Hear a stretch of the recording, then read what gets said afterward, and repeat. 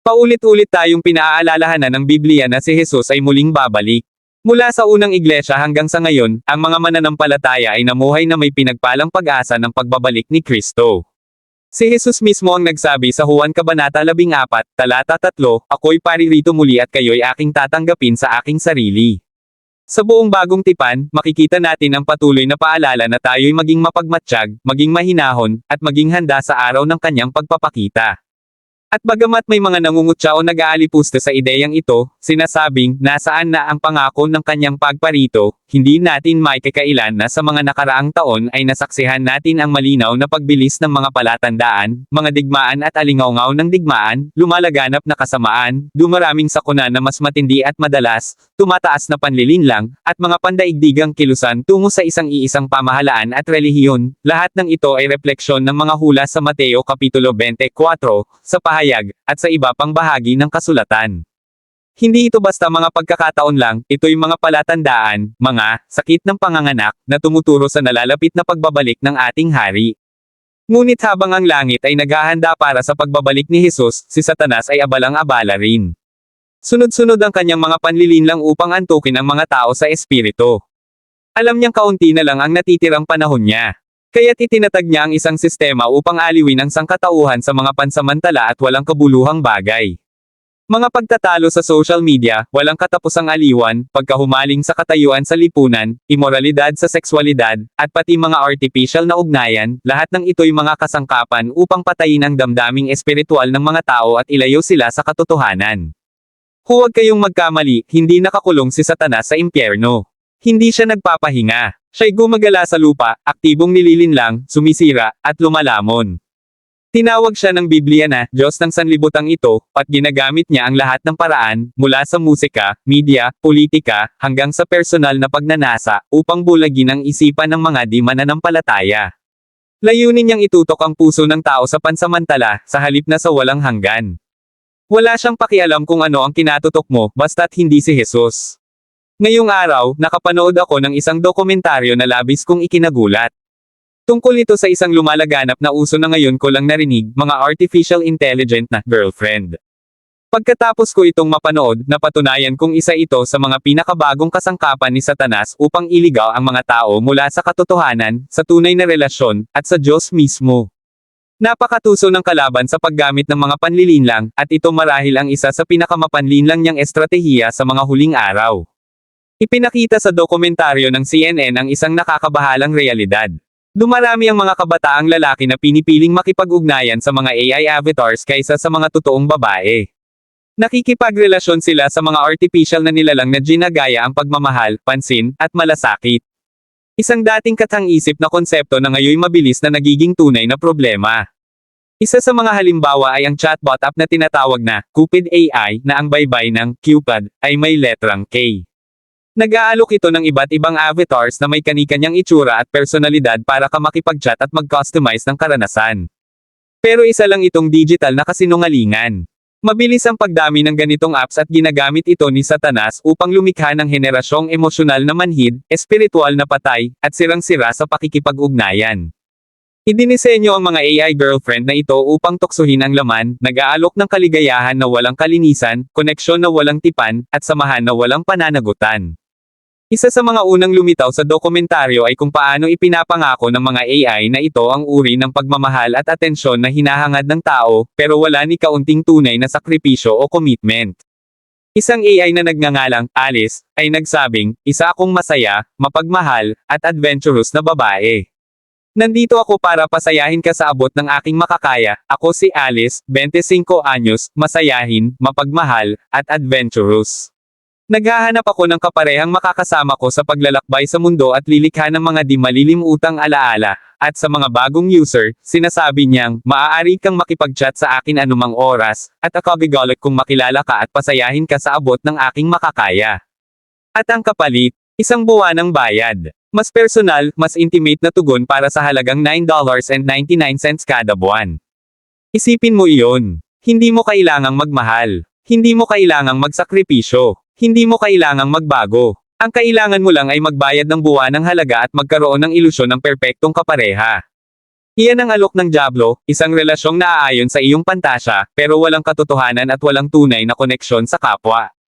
At itong mga kabataang lalaki, sa kanilang kalungkutan at pag-iisa, ay mas pinipiling makipagrelasyon sa AI kaysa sa tunay na kababaihan. Ibig sabihin, hindi sila nagkakaroon ng tunay na relasyon, hindi sila nag-aasawa, at hindi sila nagkakaroon ng pamilya. Hindi ba't ito'y nakakalungkot? Nakakita ka na ba ng mas masaklap pa rito? Papunta na tayo sa panahong ito, kung saan ang tao ay kumakapit sa artificial na ugnayan kaysa sa tunay. Isa itong huwad. Isa itong panlilinlang. Isa itong bulong ni Satanas na nagsasabing, hindi mo kailangan ng tunay na tao, hindi mo kailangan ng tunay na pag-ibig. Ang kailangan mo lang ay aliw, at pansamantalang kasiyahan. Tinalakay din sa dokumentaryo kung paano ito nag-aambag sa tinatawag ngayon ng mga eksperto na, epidemya ng kalungkutan. Nakakagulat, 63% ng mga lalaki sa ilalim ng edad na 30 ay walang asawa. Isa sa bawat 5 lalaking walang asawa ay walang matalik na kaibigan. Bakit? Ayon sa Pew Research, 63% ng mga kabataang lalaki sa ilalim ng 30 ay single, kumpara sa 34% lamang ng mga kabataang babae. Isa sa bawat 5 lalaking walang asawa at wala sa isang romantikong relasyon ay walang kahit isang matalik na kaibigan. Alam ng kalaban ang isang bagay, ang isang lalaking nag-iisa ay isang lalaking madaling atakihin. Alalahanin natin ang sinabi ng Diyos sa simula pa lamang, Genesis Kapitulo 2 versikulo 18, hindi mabuting ang tao ay nag-iisa. Si Jesus mismo ay paulit-ulit na binigyang diin ang kahalagahan ng tunay na relasyon at komunidad sa kanyang ministeryo. Nilalang tayo para sa totoo, buhay na koneksyon, sa Diyos at sa isa't isa. Hindi kailanman mapapalitan ng AI ang tunay na pag-ibig, paglago, at pananagutang matatagpuan sa isang relasyon na itinatag ng Diyos. Gusto ni Satanas na ihiwalay ang tao dahil alam niyang ang pag-iisa ay humahantong sa kahinaan. Ngunit dinisenyo tayo ng Diyos para sa pakikisama, pag-aasawa, pagkakaibigan, at pamilya. Huwag mong hayaang malinlang ka ng huwad. Ang tunay na pag-ibig ay nangangailangan ng katapatan, sakripisyo, at katotohanan. At sulit ito. Ang pag-iisa ay inaalis tayo sa makadiyos na payo. Inaalis tayo sa pananagutan. Inaalis tayo mula sa mga relasyong idinisenyo ng Diyos upang hubugin tayo. At ngayon, nakahanap si Satanas ng paraan upang bigyan sila ng ilusyon ng koneksyon, habang pinapanatili silang hiwalay sa mga totoong relasyon na nagpapatalas, nagpapasubok, at nagpapalago sa kanila. Papunta na si Jesus, at ginagawa ni Satanas ang lahat upang ilihis ang ating atensyon sa mga bagay na ito. Isa sa mga pinakanakababahalang bahagi ng ulat ng CNN ay kung paanong ang usong ito ay lumipat na mula sa nakakahiya at lihim na gawain patungo sa bukas at normal na usapan. Tulad ng industriya ng pornography, nagsimula ito sa kadiliman, ngunit ngayon, tanggap na ito ng karamihan. Dati itong ikinahihiya, pero ngayon ay ipinagmamalaki na.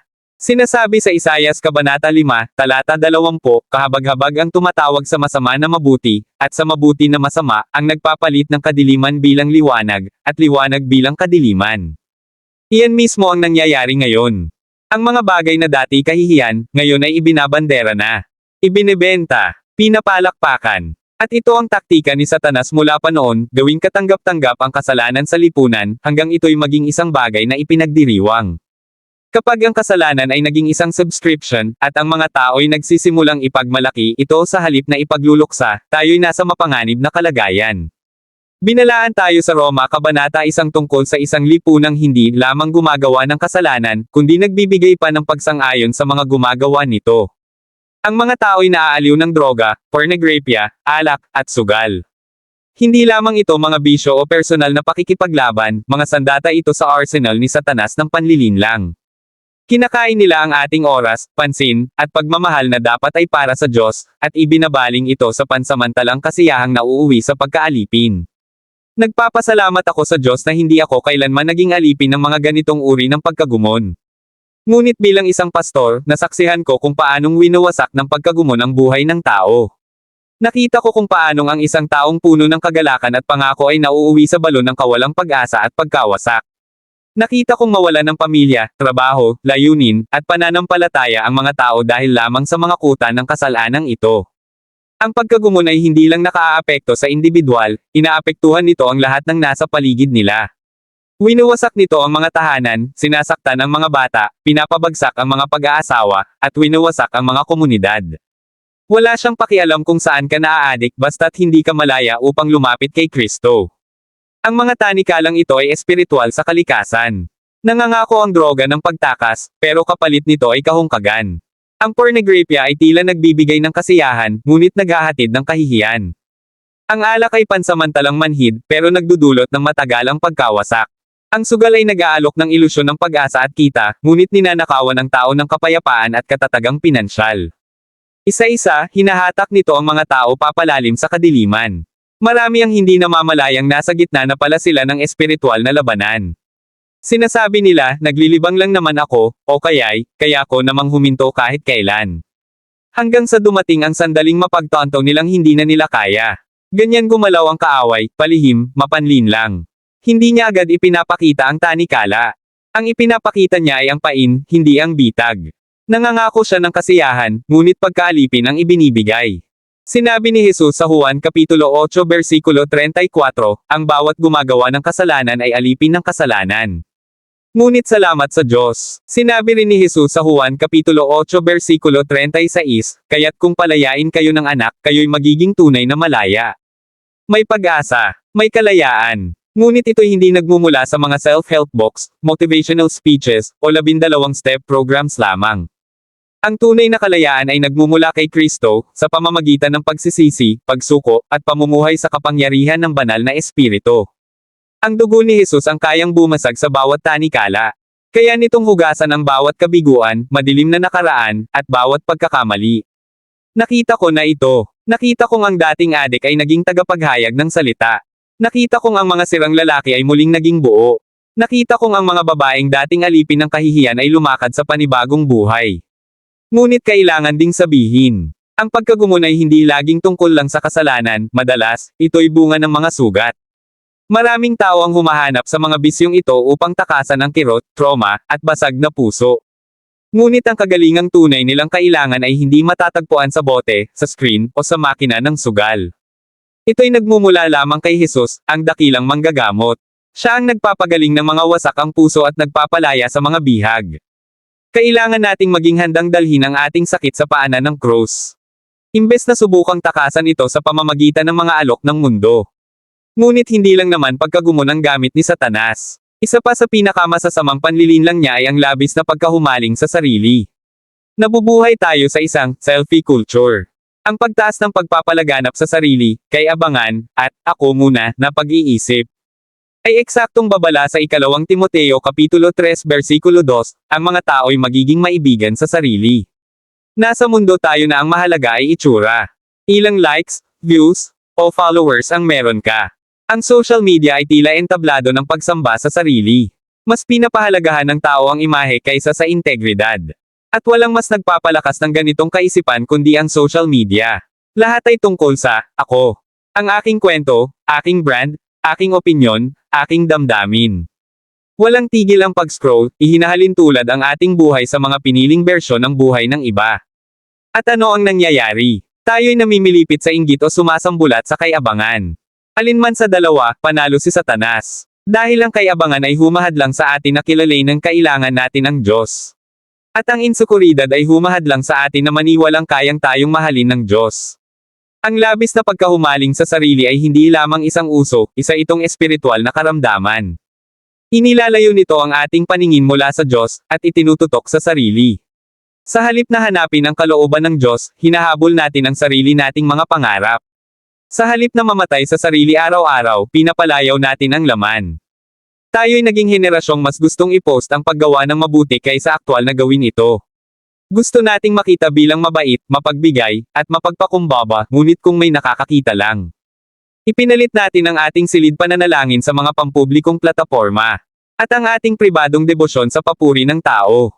Ang ganitong pagtuon sa sarili ay humahantong sa espiritual na pagkatuyo. Wala itong puwang para sa banal na espiritu na hubugin tayo. Kapag ang mahalaga sa atin ay hubugin ang ating imahe. Ang tunay na paglago sa espiritu ay nangangailangan ng kababang loob, pagsuko, at kahandaang hamupa upang si Kristo ay tumaas sa ating buhay. Kapag sinasabi ng mundo, mahalin mo ang sarili mo ng higit pa. Ang salita ng Diyos ay nagsasabing, ikaila mo ang sarili mo at sumunod kay Kristo. Iba ang panawagan ni Jesus. Tinatawag niya tayong itakwil ang sarili, pasanin ang ating krus, at sumunod sa Kanya. Ang tunay na kagalakan ay hindi nagmumula sa pagiging tanyag o purihin ng tao, kundi sa pagkakilala kay Kristo at sa pagpapakilala sa Kanya. Ito'y nagmumula sa paglilingkod sa iba, sa pagmamahal na walang kondisyon, at sa pamumuhay para sa kawalang hanggan, hindi para sa papuri ng sandali. Gusto ni Satanas na masyado kang mahumaling sa sarili, para makalimutan mong nilikha ka upang maglarawan sa Diyos. Gusto niyang pagtuunan mo ng pansin ang iyong imahe, hanggang sa makalimutan mo ang iyong tunay na pagkakakilanlan kay Kristo. At kung mapanatili ka niyang nakatitig sa salamin imbes na sa salita, alam niyang mananatili kang abala at nalilito. Kaya ito ang hamon, huminto upang muling kumonekta. Isantabi ang walang tigil na pag-scroll upang hanapin ang tagapagligtas. Itigil ang paghahangad na maging sikat at simulang maging tapat. Ilaglag ang Diyos-Diyosan ng sariling interes at yakapin ang panawagan ni Kristo. Dahil si Jesus ay paparating na. At hindi tayo maaaring mahulog sa pag-aabala kapag tumunog na ang trompeta. Nabubuhay tayo sa mga huling araw. Alam ito ni Satanas. Kaya mas mapanganib, mas tuso, at mas katanggap-tanggap na sa lipunan ang kanyang mga panlilinlang. Ngunit kahit gaano pa kalakas ang ingay ng mundo, ang tinig ng Diyos ay patuloy na naririnig ng mga tunay na nakikinig. Huwag hayaang ang mga abala ay lunurin ang iyong debosyon. Huwag hayaang ang kaginhawaan ay hadlangan ka sa krus. At huwag hayaang ang kasinungalingan ni Satanas ang pumihil sa iyo na maranasan ang katotohanan ng Diyos. Habang marami ang abala sa panunood ng mga tanda at kababalaghan, naghihintay ng tunog ng trompeta at mga balitang nakagugulat, ang mga tunay na inihahanda para sa rapture ay gumagawa ng dalawang bagay. Hinahabol nila ang kapayapaan at hinahabol nila ang kabanalan. Hindi ito opsyonal para sa isang Kristiyano. Ito ang pangunahing katangian ng nobya ni Kristo. Hindi babalik ang Diyos para sa isang maligamgam, kalahating pusong iglesia. Babalik siya para sa mga taong time na naghahangad sa Kanya, mga buhay na hinubog ng Kanyang likas. Pagsikapan ninyong makipamuhay ng may kapayapaan sa lahat ng tao. Ang unang utos sa Hebreo Kapitulo 12 versikulo 14 ay malinaw, pursue peace. Ang salitang Griego dito ay diokete, na hindi pasibo. Ito ay isang present active imperative, isang tuloy-tuloy na utos na kailangang gawin palagi. Hindi ito isang beses lang ginagawa, o kapag nasa mabuting kalagayan ka. Ito'y isang habang buhay na paghabol, isang walang tigil na pagsisikap na abutin ang kapayapaan, kahit mahirap. Hayaan mong itanong ko ito sa iyo. Hinahabol mo ba ang kapayapaan o isa kang parang bombang sisubog sa galit? Ikaw ba'y taong madaling mag-init ang ulo kapag hindi nasusunod ang gusto mo? Kapag may sumingit sa'yo sa kalsada, nagagalit ka ba o ipinagpapasa Diyos mo na lang? Ang mga taong inihahanda upang salubungin si Jesus ay yaong hinahabol ang kapayapaan, hindi nagtatanim ng galit. Hindi nagsusunog ng tulay. Hindi palaging sumasabog sa galit tuwing nasasaktan. Ang paghahanap ng kapayapaan ay nangangahulugang. Hindi mo hinahayaan ang kapaitan na manahan sa puso mo. Hindi mo pinapatira ang hindi pagpapatawad sa kaluluwa mo. Inaayos mo ito. Lumalapit ka sa Diyos at sinasabi, Panginoon, tulungan mo akong magpatawad. Dahil ang kapayapaan ay hindi lang kawalan ng alitan. Ang kapayapaan ay ang presensya ng pagkakasunduan. Ang kapayapaan ay pagpili ng pag-ibig sa halip na paghihiganti. Ito ay ang kakayahang tumingin sa taong nakasakit sa iyo at sabihin, hindi ko hahayaang lasunin nito ang aking kaluluwa. Kamusta naman ang iyong asawa? Hinahabol mo ba ang kapayapaan sa kanya? O palagi kayong nagtatalo, nagtatanim ng sama ng loob, nagsasara ng pinto, at nananahimik sa galit? Hindi sapat na sabihing mahal mo ang iyong asawa. Dapat ipakita mo ito sa gawa sa pamamagitan ng kapayapaan. Paano naman yung kapatid mong matagal mo nang hindi kinakausap? O yung dating kaibigan o katrabaho na pinag-uusapan mo pa rin sa likod nila? Kung tutunog ang trompeta ngayon, matatagpuan ka bang naghahabol ng kapayapaan o nagtutulak ng kaguluhan? Ang paghabol sa kapayapaan ay hindi kahinaan. Hindi ito pagiging sunod-sonyerin. Ito ay espiritual na lakas sa ilalim ng disiplina ng banal na espiritu. Ito ay pagtangging madaling masaktan. Ito ay pagtangging gumanti ng masama. Ito ay pagpili ng pagkakaisa sa isang mundong nabubuhay sa pagkakahati-hati. Ito ay paghahanap ng pagkakasundo kahit gusto ng laman mo ay gantihan. Sinabi ni Jesus sa Mateo Kapitulo 5 versikulo 9. Mapapalad ang mga tagapamayapa, sapagkat sila'y tatawaging mga anak ng Diyos.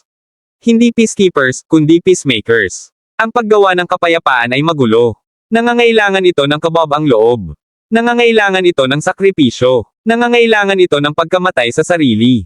Hayaan mong sabihin ko ito ng diretsahan.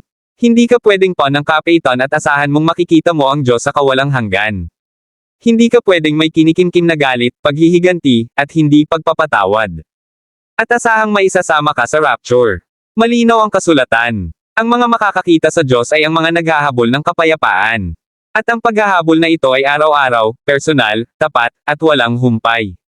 Pagsikapan ng kabanalan. Ang ikalawang utos ay mas mabigat pa. At ang kabanalan na kung wala ito ay walang makakakita sa Panginoon.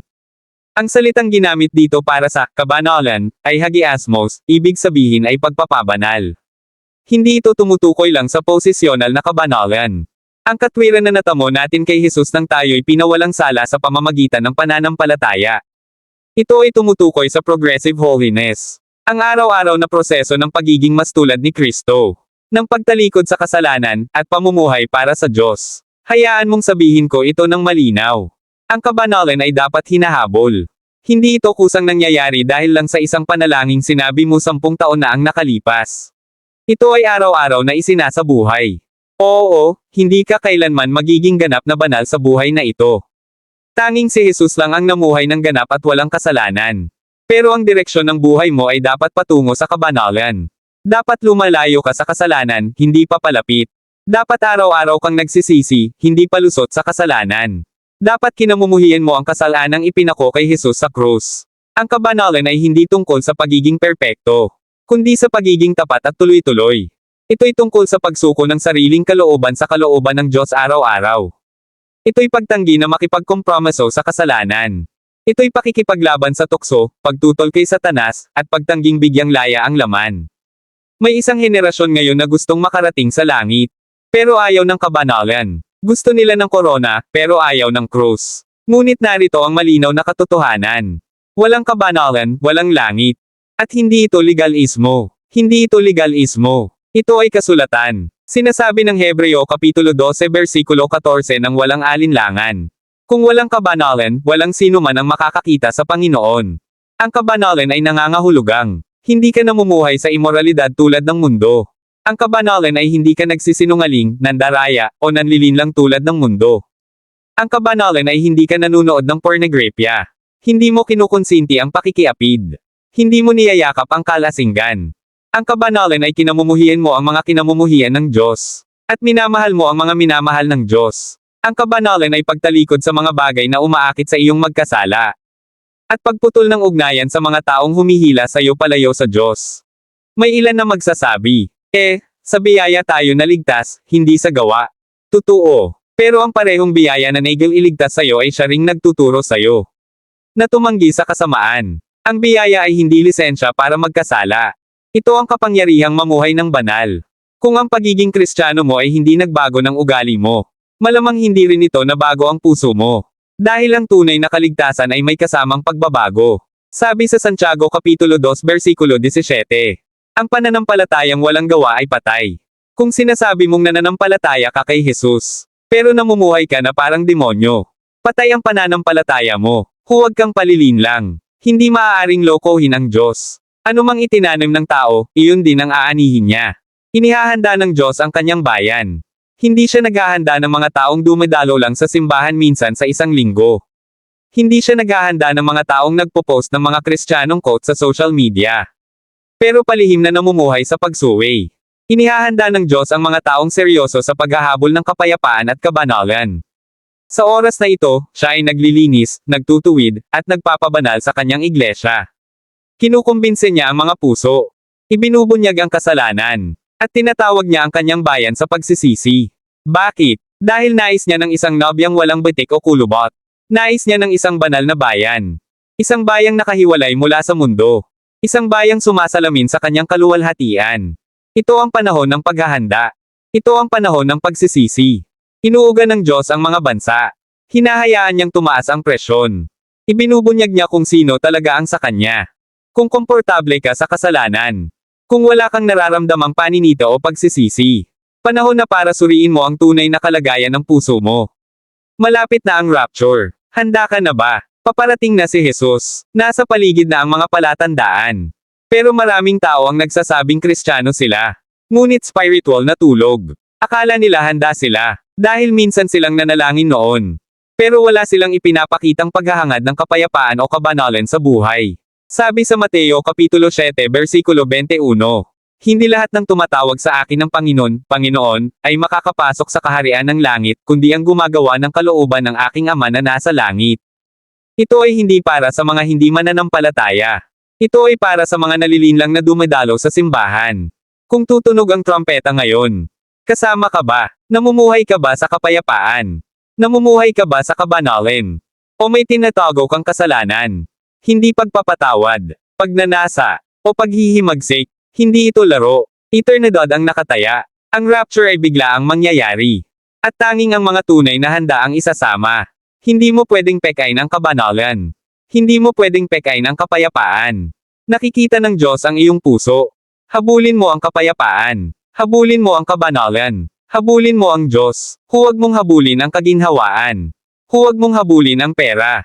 Huwag mong habulin ang papuri ng tao. Habulin mo ang Diyos. Habulin mo ang kapayapaan kahit mahirap. Habulin mo ang kabanalan kahit hindi ito tanggap ng marami. Tahakin mo ang makitid na daan, kahit lahat ng tao ay nasa malawak na daan. Dahil ang mga makakakita sa Diyos sa walang hanggan, ay yaong mga namumuhay na hiwalay at banal dito at ngayon. Tanungin mo ang sarili mo. Totoo ba akong naghahangad ng kapayapaan? Totoo ba akong naghahangad ng kabanalan? Totoo ba akong handa ng humarap sa Panginoon? Hayaan mong ngayon ang maging araw na. Tumigil ka sa pagpapanggap na simbahan ka lang.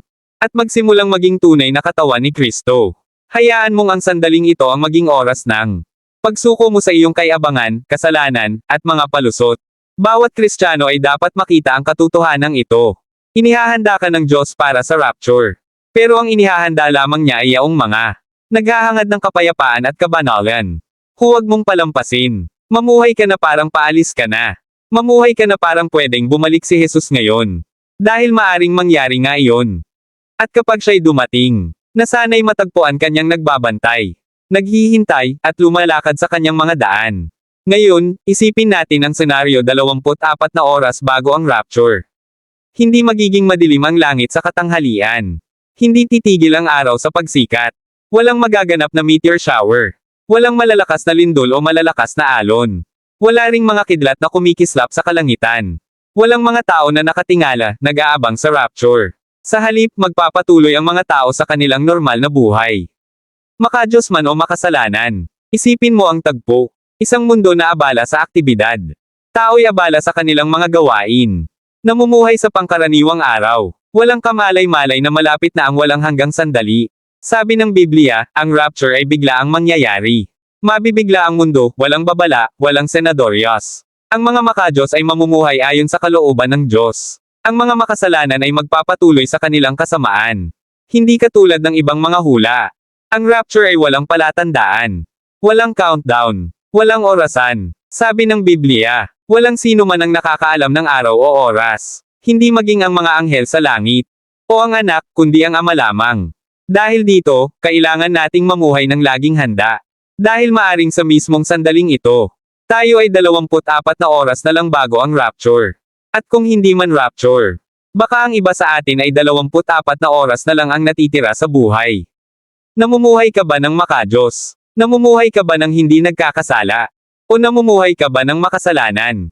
Tandaan mo, ang pinakasimpleng kahulugan ng buhay na makadiyos ay isang buhay na hindi namumuhay sa kasalanan. Ang makadiyos na buhay ay walang tinatagong bisyo o sikreto. Walang sikreto sa likod ng mabuting imahe. Isa lang ang buhay mo, pareho sa publiko at sa pribado. Hindi ka nangangalunya. Hindi ka nanlilinlang. Hindi ka mapagkunwari. Hindi ka sakim. Hindi ka mapagmataas. Hindi ka pananggalit, tampo, o di pagpapatawad. Hindi ka alipin ng materialismo o kalayawan. Hindi ka namumuhay sa imoralidad. Ang makadiyos na tao ay patuloy na sumusunod sa salita ng Diyos. Na may katapatan, kabab ang loob, at pag-ibig kay Kristo. Samantalang ang makasalanan ay magpapatuloy sa kanilang paghihimagsik. Nalulunod sa pagnanasa sa mundo, at tinatanggihan ang katotohanan. Tandaan mo rin, ang tunay na mga banal ay hindi laging sikat. Maari silang ordinaryong tao na walang kilalang pangalan. Huwag mong akalaing dahil may malaking following, malaking simbahan, o sikat na plataporma, ay makadiyos na agad ang isang tao. Ang kabanalan ay hindi tungkol sa pagpapakita ng himala. Ang kabanalan ay ang hindi namumuhay sa kasalanan. Ito ay ang pamumuhay ayon sa karakter ng Diyos. Pagsunod sa kanyang mga utos. At hindi pamumuhay ng doble kara. Walang saysay ang mga relihiyosong gawain at ritual. Kung wala ang tunay na pagsuko sa pagbabago ng Diyos. Ngayon, may tanong ako sa iyo. Kung tayo ay 24 na oras na lang bago ang rapture. May katiyakan ka ba ng iyong kaligtasan? O namuhay ka ba sa makasalanang buhay? May anyo ng kabanalan pero walang kapangyarihan. Maari mong itanong, paano ako mamumuhay ng makadiyos? Tumungo sa krus ni Kristo. Ang krus ay hindi lang para patawarin ka sa kasalanan. Ito rin ay para mamuhay ka sa kabanalan. At mamatay ka sa kasalanan. Ang kapangyarihan ng kasalanan ay nasira sa krus. May mga taong nakikinig ngayon. Na ang pagiging Kristiyano ay walang ipinagbago. Mula noong una nilang sinabing sila'y naligtas. Anong masasabi natin sa kanila?